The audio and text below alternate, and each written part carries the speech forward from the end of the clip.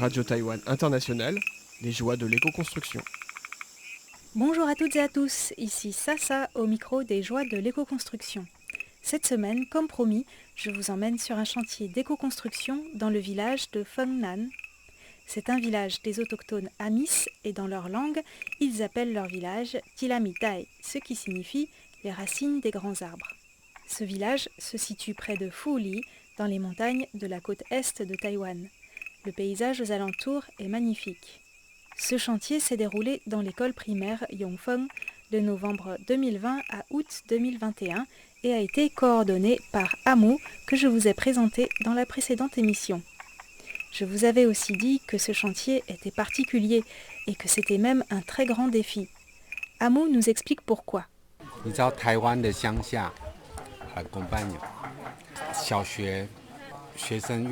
Dans la campagne taïwanaise, il y a de moins en moins d'écoliers. Les villageois vont travailler en ville et il ne reste presque plus que les personnes âgées. Arrive un moment où les écoles doivent fermer.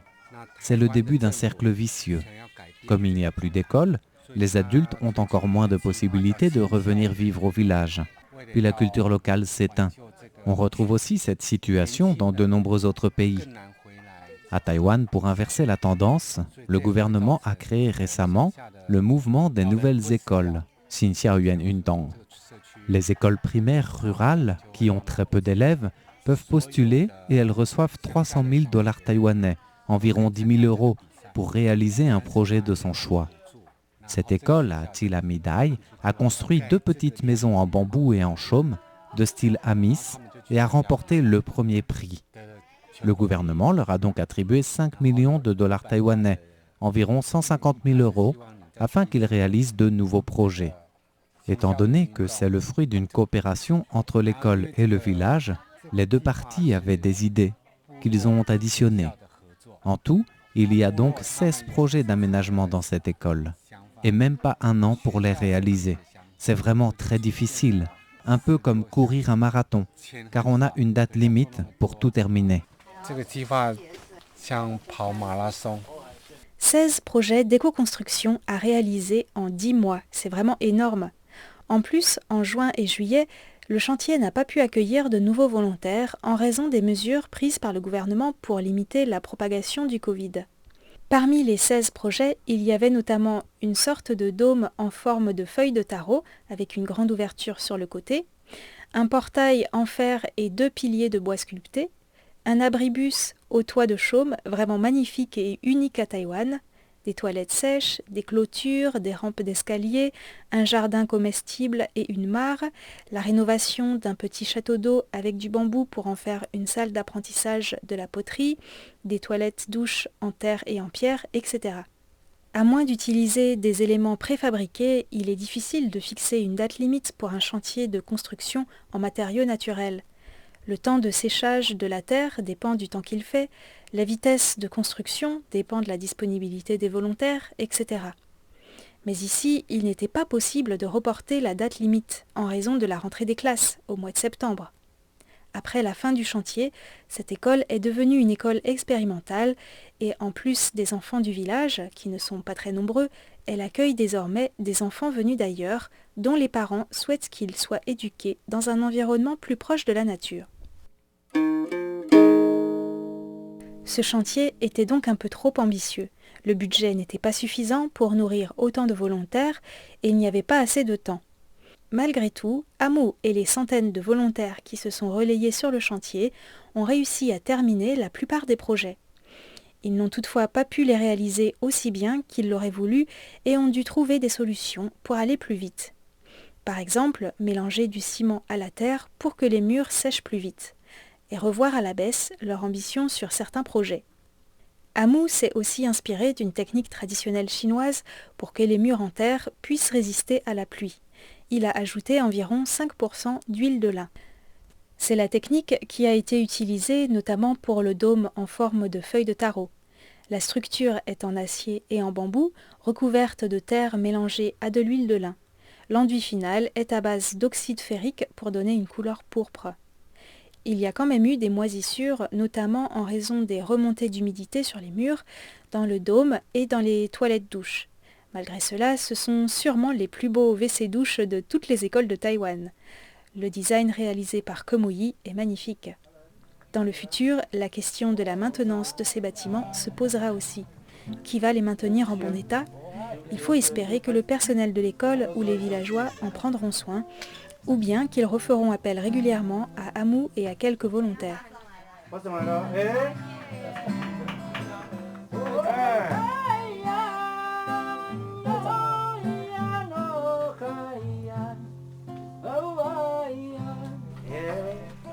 Malgré les difficultés, l'ambiance sur le chantier était excellente. J'étais sur place pendant la dernière ligne droite du chantier, et malgré la pression du temps, les volontaires travaillaient en musique et dans la bonne humeur. D'ailleurs, il fallait les appeler plusieurs fois pour qu'ils viennent déjeuner. Ils n'avaient pas envie de s'arrêter, alors que la nourriture était toujours excellente.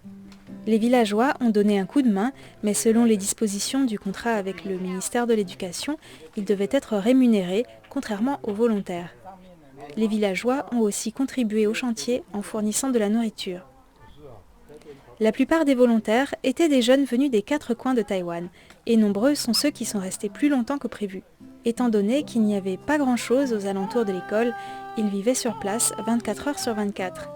La salle de spectacle de l'école s'était transformée pour l'occasion en dortoir, ou plutôt en une sorte de camping couvert, puisque les volontaires dormaient dans des tentes à l'intérieur de la salle. Les maisons en bambou, au toit de chaume de style Amis, abritaient la cuisine et le lieu où les volontaires prenaient les repas. Le soir, c'était un lieu de convivialité autour du feu.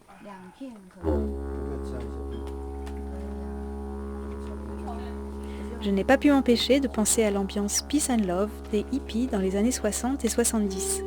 À Dilamidai, les volontaires venaient pour construire, mais aussi pour se construire.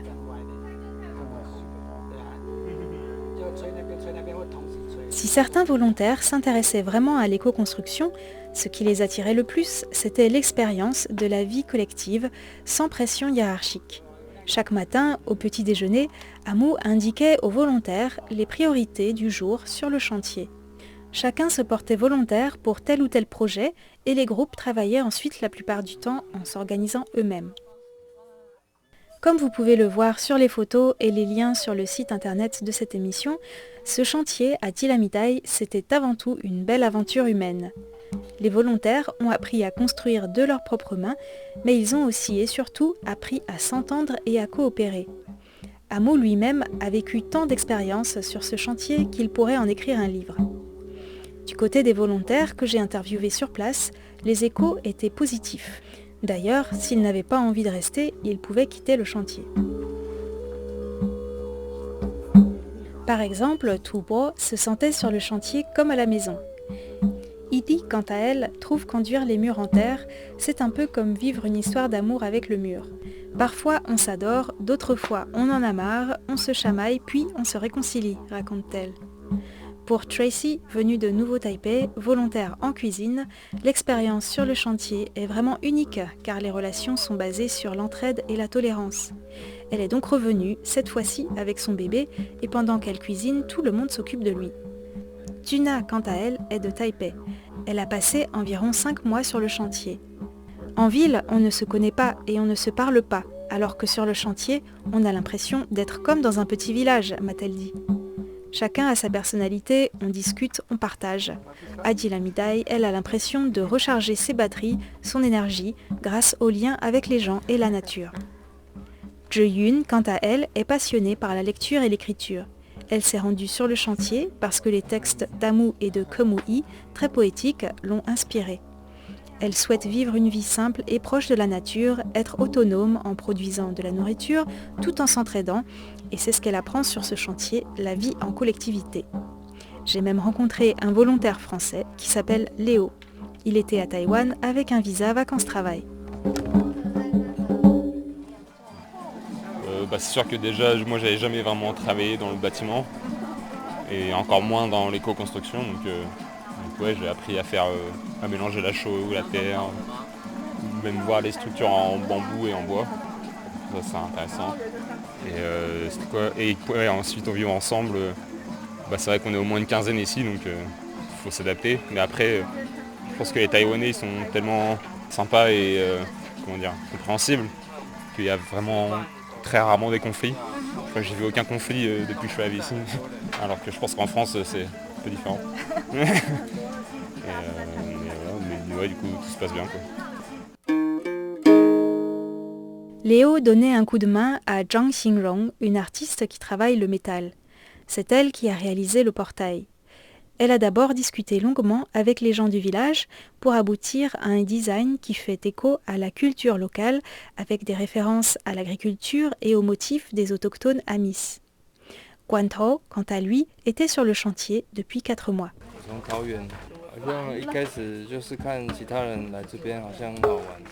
Je suis de Taoyuan et j'ai décidé de venir parce que j'ai vu les photos de mes amis qui étaient déjà sur place.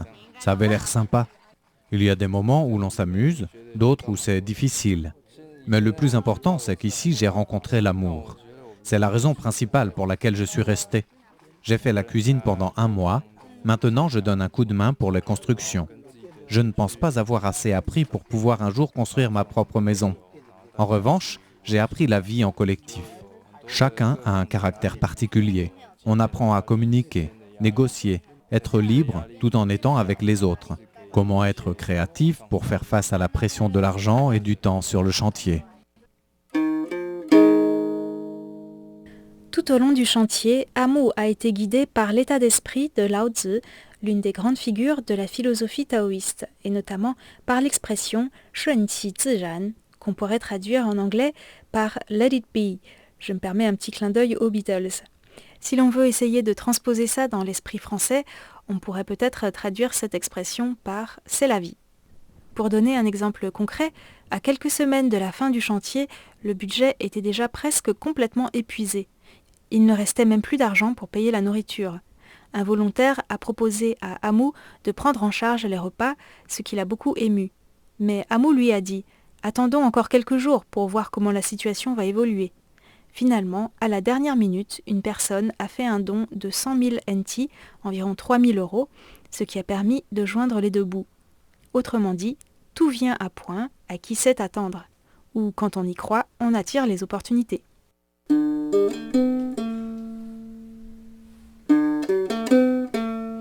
Voilà, nous arrivons déjà à la fin de cette aventure, de cette émission. Je vous retrouve mardi prochain pour parler de formation. Je vous emmènerai à la rencontre du fondateur de l'école Hande, un lycée alternatif où l'on apprend notamment en construisant avec ses mains.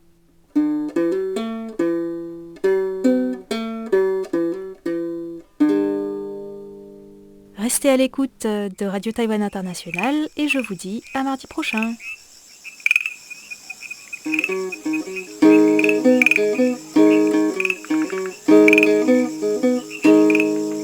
Radio Taïwan International, les joies de l'éco-construction.